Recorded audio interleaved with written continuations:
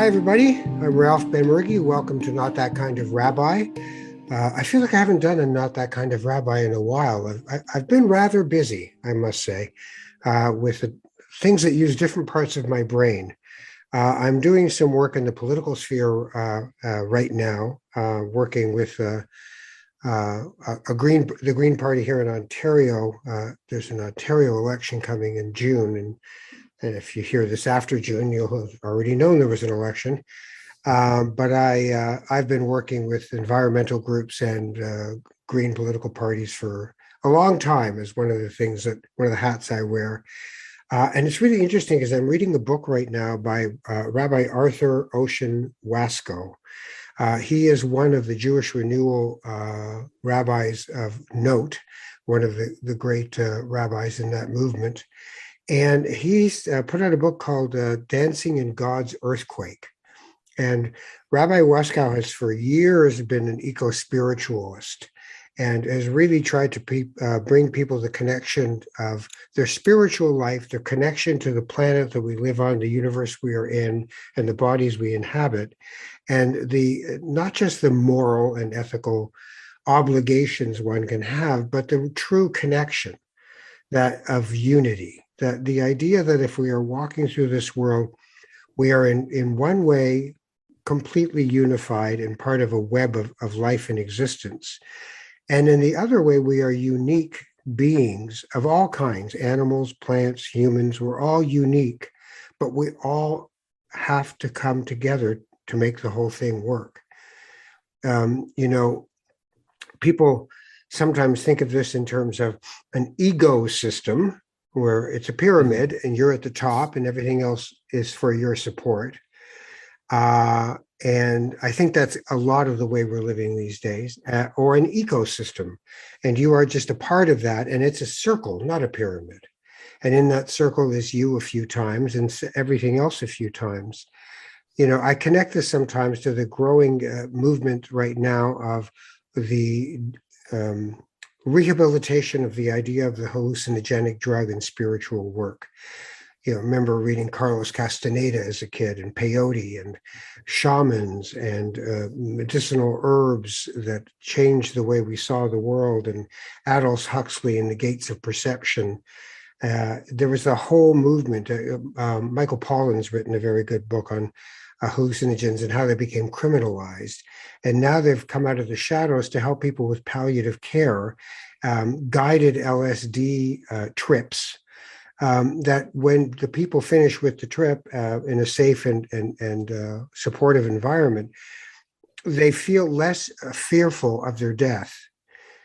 These people in palliative care, they feel more that they are part of a universal flow.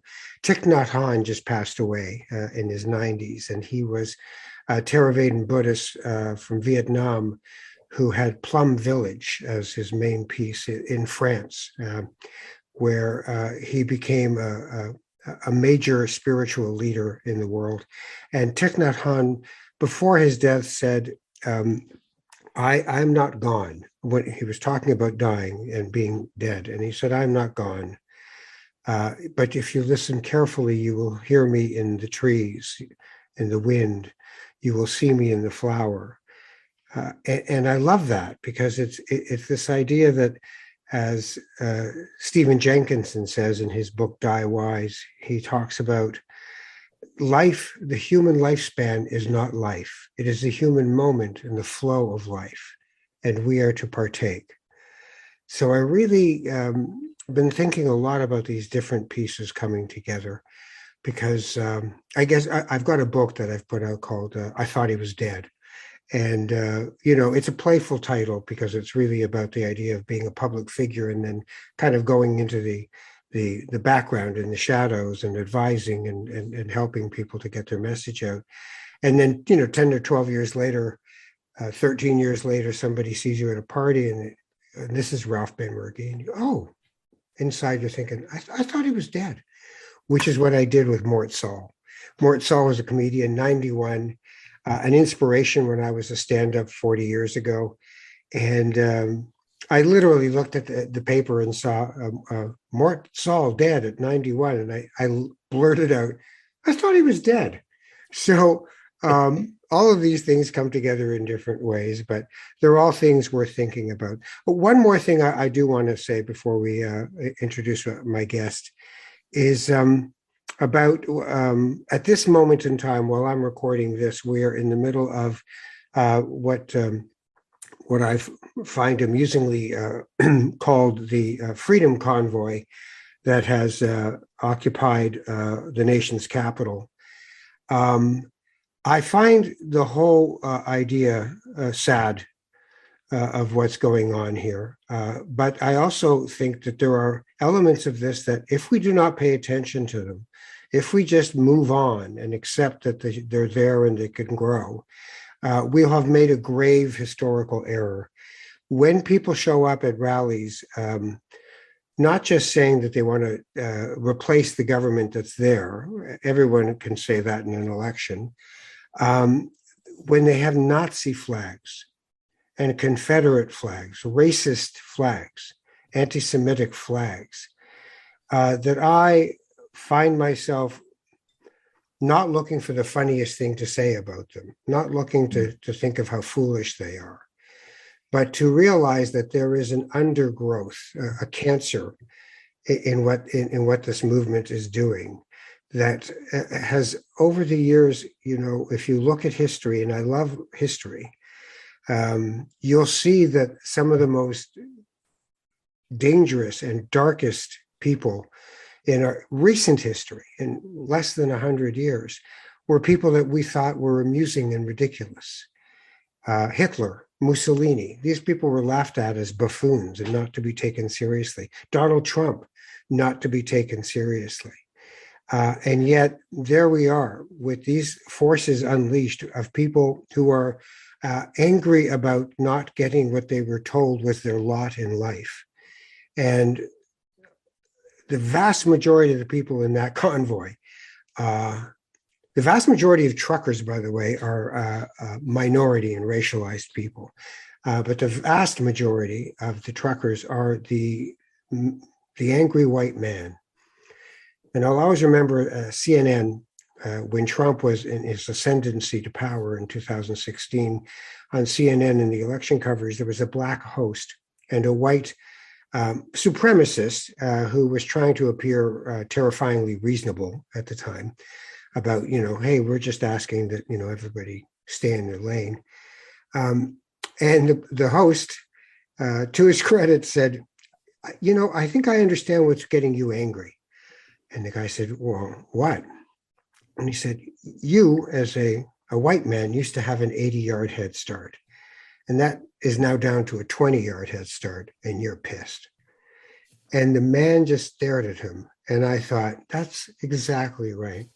So when we think of privilege and we think of the removal of privilege and the backlash that ensues, we should really not find out the funniest thing we can say on social media about the joke of the convoy.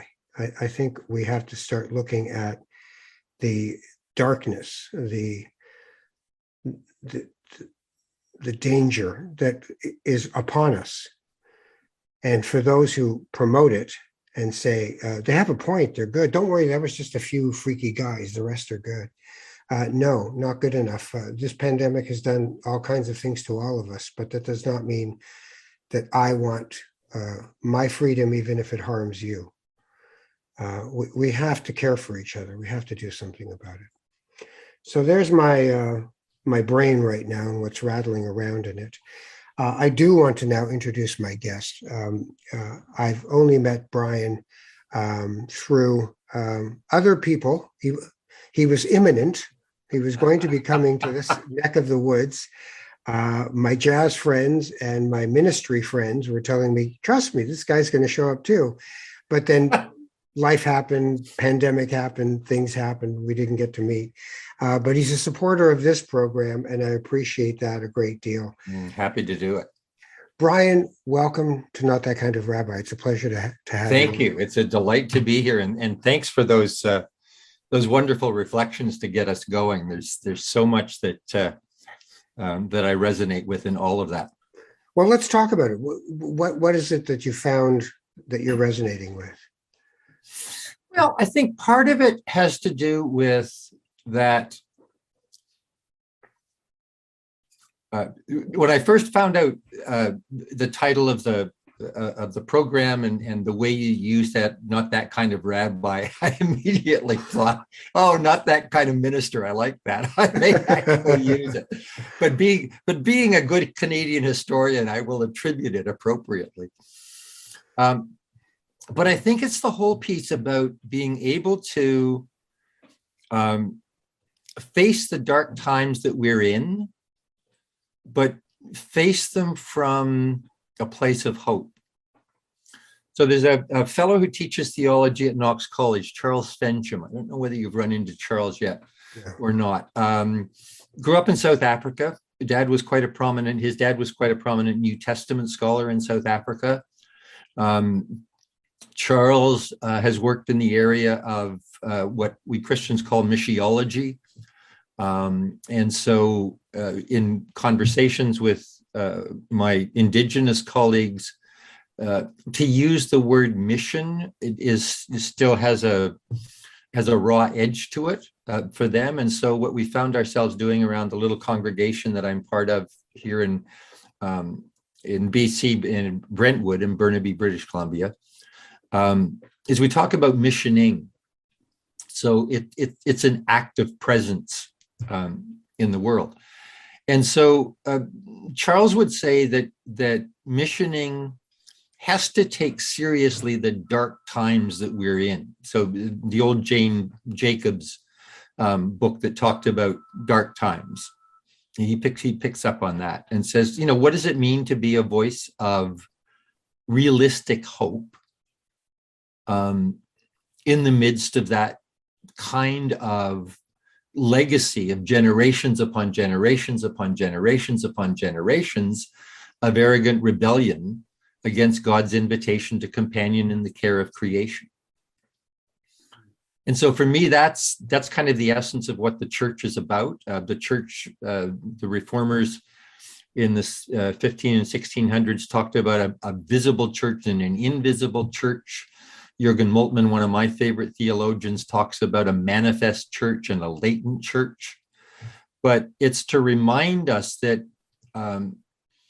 God's agency and God's work is not only going on within the institutions that claim to represent that, but it's also going on everywhere in the world. And part of your responsibility as an ambassador of that God is to discover it, align with it, and engage in constructive, discerning dialogue with it. Not to reject those that are quote unquote other and different. Right. So I think that the other piece that I particularly that ties in with this is that whole sense of interdependency. I'm part of the Suzuki elders out here, kind of on the edges of them. But the Suzuki Foundation Declaration of Interdependence, I use a lot in my teaching and in my own formulation of my worldview. But you can find it on the Suzuki Foundation website. What does it talk about? What does it say? Well, basically, it's a statement of ecological interdependence. Right. Of all of us, the sort of thing you were talking about in terms of ecosystems. And I had not heard it put the way you did earlier, ecosystems and ecosystems. I think that's brilliant. Yes, when I read that the first time, I was like, yes, thank you. Yep. That's a kind of, that's it. That's got it. So let's go to first principles, though. The idea that that word, right, the G word, that's the tough word for a lot of people. Because, I think if I go around any room and say, so if I say God, you say, and then I get such different things, because some of it is sort of Santa God, the kind of pediatric God that a lot of people leave behind and say, and I shall never return again. I have an ex evangelical Christian friend who calls God, the God he rejected, the big eye in the sky. Yeah. Yeah, and you know what? As it's sort of like grim fairy tales about Mm, go in the forest and they'll put you in an oven and bake you in a pie. yeah. And kids kind of need to think, well, maybe I shouldn't just walk off into the forest then. So, as a social control idea for children, I certainly grew up that way, Yeah. thinking, but it was also the other side of that piece was conscience, that Yeah. it was about, look, if you think nobody's watching you, so therefore you can do whatever you Yeah. want.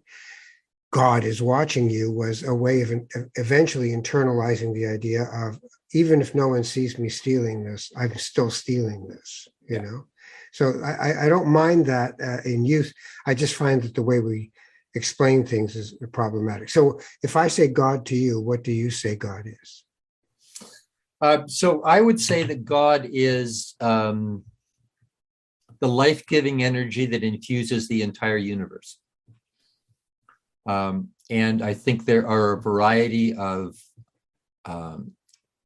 stories that help us comprehend what Thomas Merton famously called that ineffable presence. Howard Thurman, the great Black mystic and activist, used to talk about the divine presence. But I think that it's basically it's that Old Testament concept of ruach or breath or spirit. It's what infuses all of us and gives us life. That's interesting And because Waskow, sorry to interrupt, but yeah, no. Waskow, who I referenced in the beginning, spends a great deal of time talking about breath and ruach, spirit, breath, and that the four-letter, well, not quite word, but the four letters that were supposed to be God in the Hebrew tradition, in the Jewish tradition, Yud He and Vav He, is really a breath exercise, a Yud Yeah. He, Vav He. Yeah. And it's the breathing in. And he famously in the renewal movement created a prayer in a prayer for love, that we are the trees breathe life into us and we breathe life into the trees. Yeah. And that is existence. I guess the thing where people leave off is there an intentional creator, or is this all just physics and science and astrophysics? Yeah, we did back in 2018, we got some government money, Canada Summer Jobs Grant money, and then a grant from the Calvin Institute of Christian Worship down in Grand Rapids. And what we wanted to do was, so we hired 4 young jazz musicians, 2 of whom identified as Christians, 2 of whom didn't. And we asked them to go around and interview other jazz musicians who had played for Christian worship services. So there are currently, I think, 8 different congregations out here in Vancouver that do regular jazz worship services. 2 of us do it weekly, 1 does it bi-weekly, and then the others do it monthly. And so they interviewed probably 80 jazz musicians, and in that 80, there were maybe 5 or 6 of the ministers in those congregations who conduct the jazz worship services. And so we've got about 100 pages of transcripts of those interviews. I haven't yet had a chance to really go through them carefully, but they will be central to a book that I'm in the midst of writing called What Can the Church Learn from Jazz? But what was fascinating to me was there wasn't a single jazz musician who denied a transcendent dynamic in their musicking. Right? So they all had a sense that there is a spiritual presence, a spiritual energy, a spiritual force that's infusing their music and their lives. The way they described it was fascinatingly hybrid, right? So the scholars talk about hybridity and the various influences that come to play in shaping how we have become and how we are re-becoming. And so that's the piece that I want to dig into a little more. because it seems to me that that's what I would call what Moulton would call the latent church. I mean, God is at work in the energy that is generating that music, that is generating that community, that creates the community. And so there's a musical sociologist by the name of Christopher Small, and he's written a book called Musicking. And his idea is that that you have to see, it goes back to the ecosystem. You have to see the entire ecosystem that goes on around and into and flows from a musical performance. And it's that broad sense of interdependency that manifests itself in that hour or two in the performance of the musicians. But there's also the audiences that are there. There's all of the crew that create the space for that performance. There's the compositions that have gone into it. There's the impact on the audience and the musicians that flow from it. And so it's all this very, very dynamic, all of these musicians would say spiritual process. So how then do you enter into dialogue with that hybridity in relationship to the story that you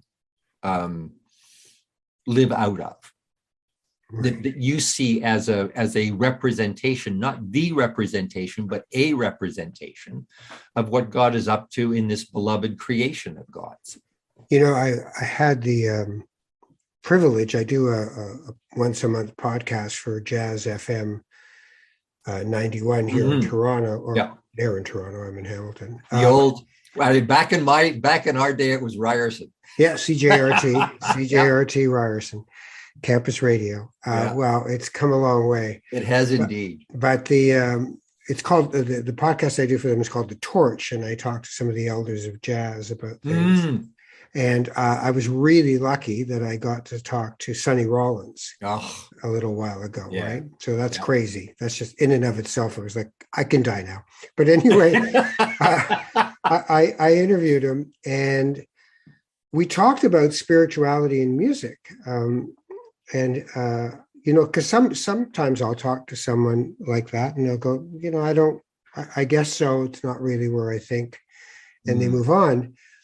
But he said, no, the entire enterprise of what I've been doing is about spirituality, not about jazz. It's about spirituality. Yeah. And really what he was distilling it to was the only times that he feels that he's actually playing, he can't play these days, but playing is in total presence. Yeah. Right. And when you think... Yeah, and when you think about the spiritual discipline itself, total presence is a key to it. You if you're not here, you can't be here. That's right. I think that's very true, and I think we probably end up with 250 different jazz musicians playing at Brentwood a year. There are a lot of them in the jazz service. I would say 80% of them would not identify as Christian. None of them have said no to coming and playing for a worship service. And I think part of it is they realize that their voice, their way of expressing themselves will be respected. And in that respect, then we get respect to, what I said to all of them is, look, I'm going to take one of the songs that you're playing tonight, and they get to choose the songs. It's you come and play whatever you want. And I'm going to read theology and my theology into them. And they're quite comfortable with that. And some of them get quite fascinated by that. And we've got a couple of brilliant young jazz musicians as our music director, a guy by the name of Dan Reynolds, graduated from McGill. And Ben McCrae, who just graduated from the CAP University program and is actually studying for ministry himself. But to create, so for us, this was a small congregation that the church authorities had tried to close down 3 times. About 15 people left. and a buddy of mine went in to work with them and brought me in to do a bit of consulting. And they started asking if I'd come and work with them. And I said yes the fourth time and haven't had a moment's regret. So I'm there half time. But what we discovered, so Corey Weeds, so Corey's been a good friend since before he opened the cellar. So I think we met in 2001. So Corey came in to do the first jazz service there, which was a service of lessons and carols at Christmas. And he said to me after the service, he said, "Do you have any idea how good the acoustics are in here?" And I said, "No, you know me. I haven't got the ear for that." And so he said, "Well, they're amazing." And so out of that emerged this sense of, well, what have we got? We haven't got people, but we've got space. Mm. And the space is particularly welcoming to musicians. So what are we going to do with that? And the congregation bought into my love of jazz. I'm not a jazz musician. I don't play anything. I got hooked on jazz my first year at U of T. Grew up in Niagara Falls and Fort Erie, came to U of T in 65 and lived at Knox College, because if you were a student for ministry, you got a half price room and board.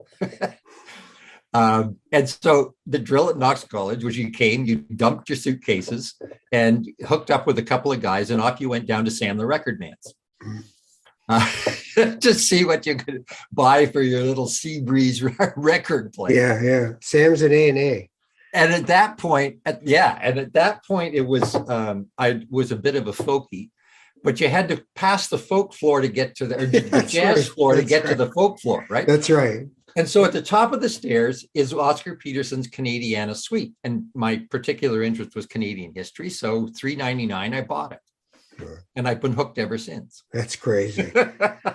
We used to go, there was a place beside those record shops called Frank's, where you'd get hot dogs. Oh, I remember that. Yes. Right. So I came from a kosher home. So my great transgression was to go downtown with my friend to get a 45 at Sam's or A&A's, and going to Frank's and getting a cheese dog, meat and milk together, and a hot dog that wasn't kosher. So to me, that was living large. That was just going wonderful. For it. Yeah. You know, I remember years ago, I was working at Jazz FM, and I was thinking about really, there's such a thing as thinking jazz, right? That there's such a thing as jazz as a way of living your life, not just a genre of music. Spontaneity, improvisation, courage, all kinds of pieces to it. You've got a whole thing going with Jazz Think. Yeah. So how do you infuse jazz into organizational development, into ministry? I've gotten a sense of that here, but how does one become familiar with jazz as a way of thinking? So I came out to Vancouver in a bit of a backstory. Came out to Vancouver in 1985 to be Dean of the Presbyterian College here at UBC and teach at Vancouver School of Theology. And while my discipline was Canadian church history, my interest was organizations and the kind of leadership that helped them flourish. And I think it's important in this environment of focus on charismatic, heroic individuals as leaders to adopt a different perspective that says you're invited into an organization to contribute to its flourishing and delivering the benefits it intends for the whole of society. So I taught there for 17 years, decided to leave, set up a consulting business. I retrained by doing the executive coaching program at Royal Roads University. But I was looking around for a kind of distinctive handle on, because organizational consultants and leadership consultants are frankly a dime a dozen. And so I literally one day just sat down and Googled jazz and organizations. And I hadn't run across much, and there wasn't much as a result of the Google search, but what there was fascinating. And one of the key people who became a bit of a mentor, a lot of a mentor, was a guy by the name of Frank Barrett. So Frank was a jazz pianist, played in the Tommy Dorsey Orchestra, went on to do doctoral work at Case Western University in the early days of an academic discipline called appreciative inquiry. And so this was an organizational theory that said, the dominant way of thinking of organization is what are its problems? It's the classical SWOT analysis. What are the strengths, weaknesses, opportunities, threats? You do that kind of analysis, and you get totally wrapped up in the weaknesses and threats. Right. So that's SWOT right. Analysis, right? Exactly. Here's the problem. How do we fix it? Yeah. And these guys said, well, that doesn't seem to be working all that well.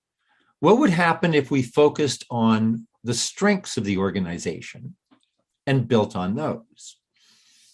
And so it's, what's the organization doing right? And what can it do better? And what kind of leadership, what kind of conversations, literally conversations, do you need to convene in order to make that happen? And so Frank ended up writing, he taught for a number of years at Fielding Graduate Institute, which is an online graduate school.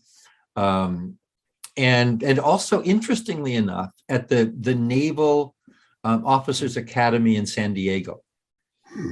And some of the best organizational and leadership stuff is coming out of the military, which it still blows my mind. Yeah. However, so Frank wrote this, and what I discovered was this collection of essays from a conference. I think they called it Organizations and Improvisation, or Improvisation and Organizations, but it ended up happening at UBC in 1992, and there's a collection of all the papers. Mary Jo Hatch, who at that point was teaching at Western, was one of the people, but Frank's essay was seminal for me. And it was kind of 7 ways in which jazz is a great model for a flourishing organization. And he ended up turning it into a book a number of years later out of Harvard Business School Press called Yes to the Mess: Surprising Lessons in Leadership from Jazz. And so it's that book is well worth you and your listeners reading. It's brilliant. I'm writing this down. Yes to the mess. Yes to the mess. This is good. This is good. So that was and it really has to do with how do you improvise. Warren Bennis, who used to be one of the great leadership gurus in the 80s and 90s, in 94 wrote an essay for the Stanford Business Review or Business magazine, in which he basically said, I used to use the orchestra conductor as an image for leadership, but I don't do that anymore. I use the jazz group because there's far too much surprise going on, and we need much more collaboration to bring the wisdom of everybody into the mix. And there were a few people. There was a wonderful guy. Brian ended up dying of cancer 3 years ago now. Guy by the name of Brian Heyman. So Brian started in the steel mills in Hamilton, Dofasco. Ended up as VP of HR for Royal Trust, and then left Royal Trust when they got taken over by the Royal Bank of Canada. But he's a jazz pianist. And so he spent the rest of his career consulting and digging really, really deeply into the dynamics of jazz and organizations. And so we became close friends. And he was actually supposed to come out here and do the consultation we had after that research those students did, but ended up dying of cancer before he could make it. So let me ask you something here. What I think I'm understanding, when I watch a jazz quartet, quintet, whatever, a duet, when I'm watching them perform, And I don't think this is exclusive to jazz. I think No. it can be a rock band. But it only works if everybody kind of loses consciousness, self-consciousness particularly. Enters into flow. Yeah. And then that's what Sonny Rollins was talking about. When Yeah. he actually was in the flow, that was a night. And then he'd realize, I can't try to do that again. It's not going to work. Yeah. That I don't control it. That was it. And that's not it right now. The woman who wrote Eat, Pray, Love, wasn't it? Yeah. Elizabeth Gilbert. She said, the horse of creativity rides through your room as you're writing. You can either notice that and get on, Yeah. or you can fight it and try to think stuff up to write about. Yeah. So, I mean, it's like there's the old rock band joke, how can you tell if the drummer's platform is even? He's drooling out of both sides of his mouth. Right? Because, I'm a horrible drummer. I play hand drums, but I tried to teach myself when I was younger, and I just couldn't do it. I mean, I can't get independent movement, but I can play some hand drums. So I've noticed every time I make effort to do something, I'm gone. And every time I'm gone is when I find myself. I find the music itself. And you kind of, if you're ever in a band and you look up at someone while you're playing and you realize that all of you are not really here anymore. You're in some other thing, in a flow. That works. Now, when I think of the idea of organizations, and I've been a big fan of entrepreneurship. Yeah. Right. How do we unlock the creativity of people? One of the things I've often said is, the person is driving to work and they're listening to Heart doing Stairway to Heaven, and she's nailing it. I mean, absolutely nailing it. And you're driving and it's dun dun dun dun dun dun dun dun, and then you stop in the parking lot and you turn the car off and you turn to yourself and go, okay, you stay in here. I'm going into work. Yeah. Well, and you wonder how you got there. Yeah. And I can't take you with me because I can't trust that you will be taken care of in that room. So I think that one of the other, so there were two other people that were seminal in the early stages of thinking in jazz about organizations and leadership. One was a guy by the name of Stephen Nachmanovich, wrote a book called Free Play. Writing it down. And the other was a guy by the name of Donald Schoen. So Schoen taught education at MIT for years and years and years, and was an amateur clarinetist and pianist, played jazz. But he wrote a couple of books around the idea of the reflective practitioner. And so his argument essentially, and professional education schools have picked up on this a lot, medicine, law, education. You learn best when you're in the midst of practicing. To take somebody for 3-4 years, take them out of their situation, put them into a hybrid situation or a hothouse situation like a university or a college isn't a good way of learning. You learn by reflecting on your practice. But the connections that both of them made was the most common form of jazz in human experience is ordinary conversation. So you and I have been playing jazz as long as we've been conversing this morning. Our instrument is our voice. We've got a structure, vocabulary, and grammar around which we're improvising so that we can understand each other, and those who hopefully are listening to this can understand. But every time we enter into a conversation, it's different. So if you were to ask exactly the same question or make exactly the same comments you did 15 minutes ago, the conversation would flow in a different direction. So there would be overlaps. Let me jump into that, because one of the questions as an interviewer over the decades, a person will ask is, what are you going to ask me? Right. Right. Like, I get that all the time. What are you going to ask me? Yeah. And I say, look, I'm not trying to be disingenuous. I'm not trying to be manipulative. I have no idea what I'm going to be asking you.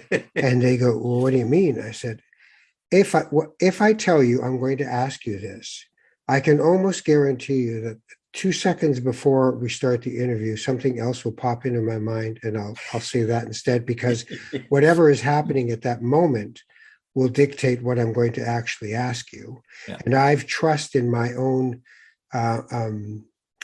capacity to stay in the flow, that if I just listen and I'm here, then we'll be fine. Yeah. So I'm asking you to trust me in this situation. But that brings me to a point here where trust itself in the creative process and in the ability to ferment and create new ideas in organizations or in life, mostly we leapfrog over trust. Yeah. And just go, let's blue sky this, everybody. And people are thinking, well, if I take the chance of saying something here and it's not the right thing, the hierarchical way this is set up is that the leader will look at me with a kind of a sideways glance, and I'll know that's it for me for the day. Yeah. So how do we bring trust? And that's a spiritual question too. How do we bring trust into things? So I think one of the things that we've spent a lot of time talking about, conversing about around Brentwood, is because what we want to do is create a welcoming, safe space for musicians to develop themselves with no conditions. You have to develop this way or you have to develop that way. What we found as we've created that space and welcomed people into it is that we get into all sorts of fascinating conversations. So the question of safe space, I once asked two of our grandkids, 18 and 22, two dramatically different kids. One was finishing off a degree in psychology and going into a career in fashion and marketing. The other had just graduated from high school and was at a bit of a loss. And the week before we had dinner with them, he'd lost one friend to suicide and two to overdoses. And so I said to them, what constitutes safe space for you? And within about 30 seconds, from these two dramatically different backgrounds, both of them said, where I'm heard with respect. And I had not thought of it in those terms before, but it was one of those blinding flashes of the obvious, of BFO, and that's really stuck with me. So I think trust comes in a safe space. There's a whole literature around the psychology of safety within organizations. And it all of it begins with a sense of belonging. And so once you feel you belong, then you are open to learning. And once you begin to learn, you discover ways of contributing. And once you begin to contribute, you get into a flow of innovation. And so that flow of belonging, learning, contributing, innovation, I think connects with what you were saying before. But it all has to do with, am I going to be heard with respect? Because that's what will make you feel that you belong. And so I think part of our relationship with the jazz community is that they know there isn't a hidden agenda. I mean, a few of them were really kind of cautious before hooking up with us at Brentwood. Like what's your game? What's your game? Yeah. Who's your daddy? Is he? That's right. And literally, who's your daddy? And I've already experienced some version again where I'm not interested. Well, that's the other thing in those interviews. I mean, the number of times we ran across jazz musicians who had grown up in the church but felt in a whole variety of ways, especially around their music, that they were abused, rejected, and traumatized. Right. That was a thread that was not there with everybody, but enough that it's something to pay attention. I think that's in the resume for jazz musicians: abused, rejected, and traumatized. Yeah, well, I mean, my God, I always say to people, look, if you don't choose jazz because you're going to get rich and famous. So No, well, jazz chooses you, and you got to do it. And that whole biblical tradition of lament is basically the blues. Yeah, absolutely. But you're not going to get those negative things stop you from making music. Yeah. We've got this coming Wednesday, we've got a wonderful blues singer and social activist, Alana Gail Bowen. She's in the Canadian Blues Hall of Fame and has been a social activist in the downtown East Side, kind of a hybrid heritage of Indigenous and Black. And she does a really powerful Billie Holiday tribute. So she's singing 8 songs from that. I remember once we were doing some workshop at Jazz FM, and there was a whole bunch of singers. I think it was only women singers, and there are so many women who wanted to be jazz singers in this room, and they're all kind of looking at each other like, wow, there's a hell of a lot of people who want to do this. It's like the first time you go for an acting audition and you walk in the room and there's 14 people who look exactly like you. You stop feeling so special at that moment. And one of them sort of brought that up, that idea of, how am I going to be any different? And I said, I don't know much about this, but I do know that when I hear Nina Simone sing, yeah, I'm hearing Nina Simone sing. Yeah. So I said, about the only thing you can hang your hat on is authenticity. I mean, find your voice, not their voice. Yeah. It's like the male singers who sound kind of like Frank Sinatra, right? And you just go, well, what's the point of that? But then when you hear a Kurt Elling, there's a guy who's an instrument in and of himself. Yeah. Gregory Porter and people like that who are singing now. You really start to feel that. And it's the same thing with everything. But like I said about trust, authenticity requires a safe space to be heard and respected in, like your grandchildren said. Yeah.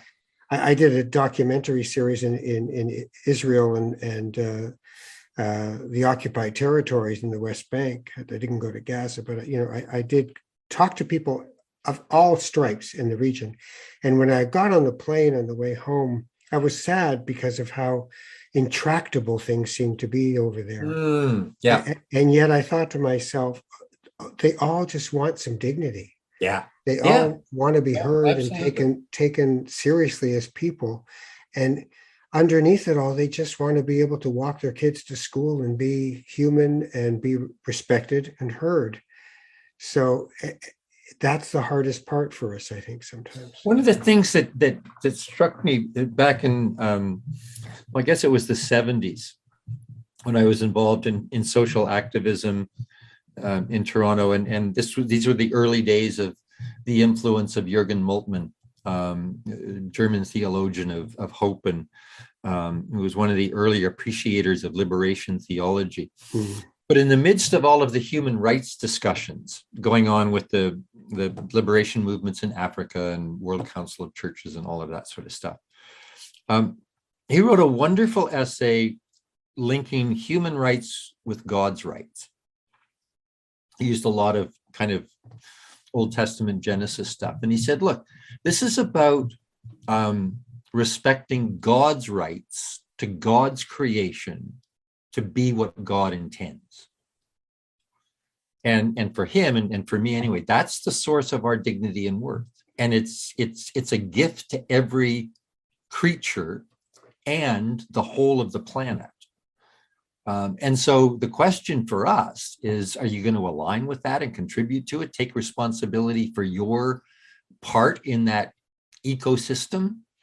Or are you going to, pull an Adam and Eve and rebel against it and say, I know, I have the knowledge of good and evil. I can figure it all out myself. We don't need you, God. Thanks very much. And generation after generation after generation have compounded the impact of that arrogant rebellion. I find that interesting because I was just reading something about Genesis is full of all of this, but the Adam and Eve story. Yeah. That what it wasn't an arrogant rebellion, but it was in that it was about growing up. It was about an adolescent, in spite of whatever you want to do to instill whatever you want in them as your children, needs an arrogant rebellion to be able to differentiate and become themselves and not just a mirror of you.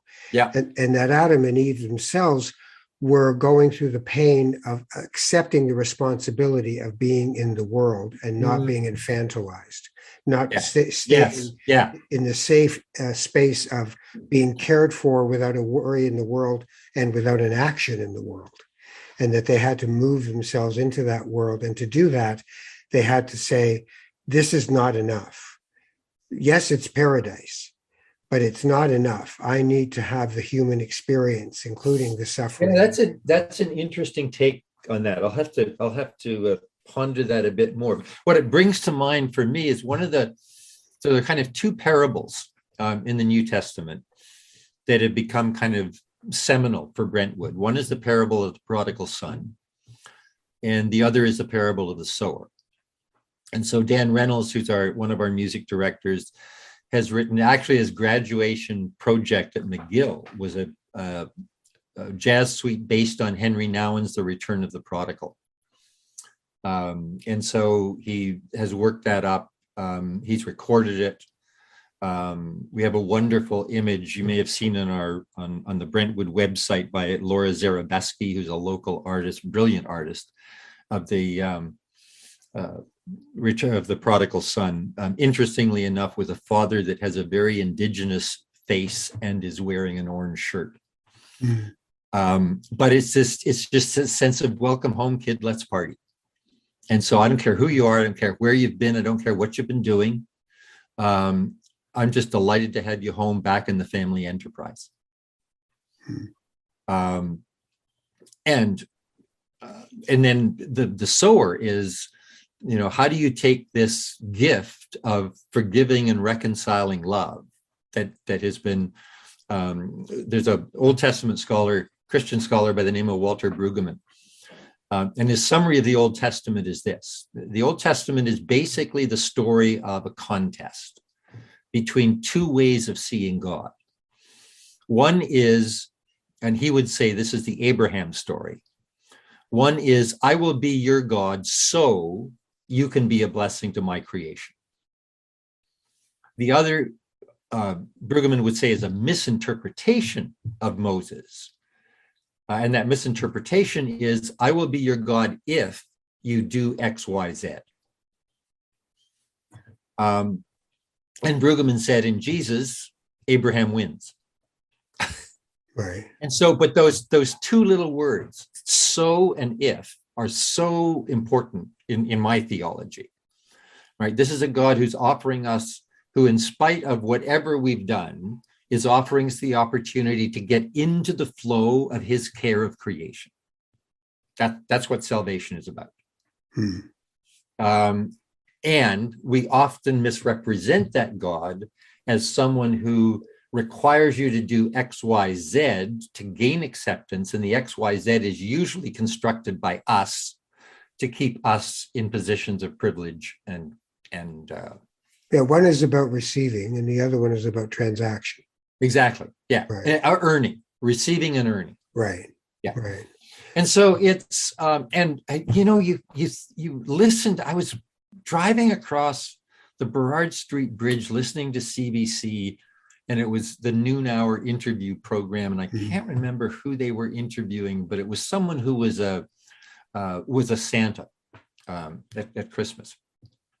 And it all of a sudden struck me how often this guy was saying, yeah, you'll get that if you do X, Y, Z. Right? And how endemic that is within our cultural way of thinking about things. Well, it's the way we relate to each other as well. Yeah, absolutely. Right? Commodifying each other and looking for the utility of the other person. And even in generosity, in the soul trait of generosity, how does one move from the idea of if I give, I must receive? Yeah, that's right. What do I get? What do I get? What am I getting for this? Yeah. And then there's also the anthropological idea of the poisoned gift. So Yes. I'll give this to you, and on the way to handing it over, I'll go, and this cost a lot, by the way. Yeah. Yeah. Which I have one family member who does that all the time, and I'm just like, you've got to stop doing that when you give somebody something because you're making them feel like crap. No, I was just trying to tell them, like I care. I said, no, you were trying to tell them how much it's taking out of you to give them this gift, so please don't do The it other anymore. piece that we picked up in our conversation, that whole piece about trust, you build trust, you build an organization, literally one conversation after another. Right? I mean, that's what keeps an organization together, is the conversations that are going on. And the quality of the organization is the quality of the conversations. And over the years, I've come to think that there are basically three kinds of conversations. One is the contentious conversation. You've got to listen to my view because I'm right. The other is the critical conversation, the complaining conversation. I use those interchangeably, and it's here's what's wrong, and it probably extends to, and you're the cause of what's wrong. Mm. The other, and both of those conversations push people away, and you take up all the room. The other conversation is a curious conversation, and that's the only conversation that invites people into the enterprise. What do you think? Tell me more about that. It's what I find energizing about coaching with people. If you're doing it well, you become a thinking partner with them through asking them questions to let them think about it and sort it through themselves. Yeah, I mean, I did an interview a while back with a conflict mediator, and I said, "Well, what's the key to the work?"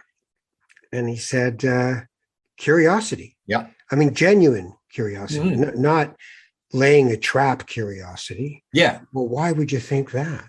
No, it's not that. You avoid the why question. Yeah. and just stay open-ended. I interviewed someone on this podcast a long time ago who had absolutely diametrically opposed ideas to what I have about things like climate change and all kinds of things about, whether life is a good thing or a bad thing. And, when it was over, my friend, Toronto Mike, who also produces this podcast, he said, I can't believe, how could you not have just gone after him? I mean, I totally disagree with him, right? Yeah. And I said, my job isn't to actually fight with the guy in front of people. It's to let people hear him. Yeah. They have a brain. They can figure it out. They can sort it out. And I am genuinely curious how you can think that the climate crisis is not about a man-made activity. It's that the sun's thermostat is broken. I said, I could have just gone, oh, come on. Yeah. But, he genuinely believed this, and he wasn't he was an intelligent person. So I was just curious. And I think when I listened to a few of the podcasts, that's one of the things that I really appreciated about your approach to things. And you don't give them the questions before. It's a genuine exchange of ideas and feelings and soul connections, and so I really appreciate that. And jazz. It's jazz. Yes, absolutely. Absolutely. That's the whole. Listen, it's interesting, the learning stuff. Early on, there's a wonderful book called Thinking in Jazz. It's actually where I got the name for the consulting company, Jazz Think. Paul Berliner, the book's out of the University of Chicago. I can't remember where Berliner teaches. He's an ethnomusicologist, sociologist, but it's a huge, it's 800-900 pages. Thinking in Jazz. Thinking in Jazz. But he quotes a jazz pianist and teacher in New York by the name of Walter E. Bishop Jr. And Bishop says there's a pattern of learning in jazz that almost everybody who's a great jazz musician goes through. And it's imitation to appropriation to innovation. Right. And it's one of those kind of simple formulas that goes clunk. And the example he used was Miles Davis and Louis Armstrong. He said Miles Davis used to lay as a teenager, laid in his bedroom, listening to Louis Armstrong coming out of New Orleans on whatever the big 50,000 watt radio station was, and try to be Louis Armstrong. And finally realized he couldn't, but in the process of trying to imitate, he learned how to play the trumpet. Yeah. And then he was confident enough in playing the trumpet to appropriate what he'd learned and make it Miles Davis. He said, I think Bishop said something like, Miles Davis realized that he wasn't Louis Armstrong, he was Miles Davis, and that was a good thing.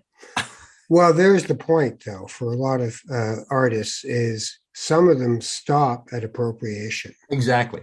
Yeah. Right. They never get to innovation because appropriation can work. Right. I can sound like this guy, and that's good enough. Well, and the other piece about innovation, as I remember that chapter, was innovation is always a communal event. Appropriation can be an individual, like you can just you can go off and develop your own chops, your own voice, right, your own sound. But if you're going to innovate, you do that in community. That's interesting. Which I found really, because I think that's crucial. All right, listen, I gotta go. I could talk to you forever. Well, same here. Yeah, we'll have to do it again. We have to do it again. Brian Fraser, you have a website you want people to go to? There are two websites. The church website, which is filled with all sorts of church and jazz stuff, is brentwoodpcc.com. Okay. brentwoodpcc.com. And then the consulting website is jazzthink.com. Perfect. Beautiful. Thank you. Yeah. And my website is ralphbenmergy.ca. If anybody's interested, I've got my book, I Thought He Was Dead there. I've got a podcast that I do. And I've also, you can become a Patreon contributor to the program. And I would encourage you to do that. Thank you. This is worthy of support. Yeah, and I really appreciate when people go on Patreon and contribute. So you can do that as well at patreon.com/NTKR, not that kind of rabbi, NTKR.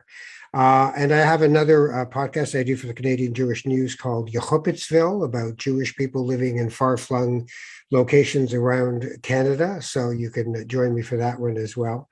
Listen, Brian, what a pleasure to speak with you. Well, Ralph, thank you for the privilege. It's been a delight, and I look forward to our next conversation. Me too, and I hope you get to this neck of the woods sooner than later. I will.